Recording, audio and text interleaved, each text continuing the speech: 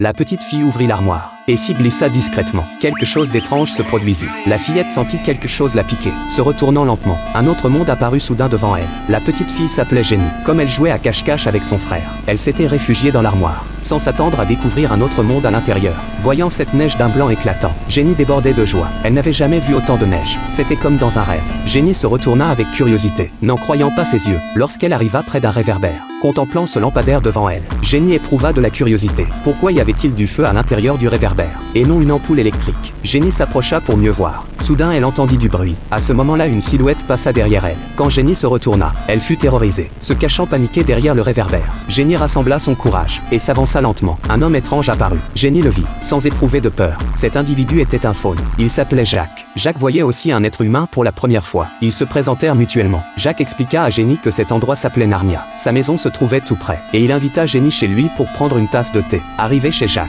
Jacques raconta à Jenny qu'il n'y avait pas eu d'été ici depuis 100 ans. Leur plaisir consistait à chanter et danser. Puis Jacques sortit un instrument et se mit à en jouer. À cet instant précis, quelque chose d'étrange se produisit. Des flammes humaines apparurent dans le foyer. Jenny fut captivée par ce spectacle. Bientôt différents motifs apparurent dans les flammes. Jenny s'endormit sans s'en apercevoir.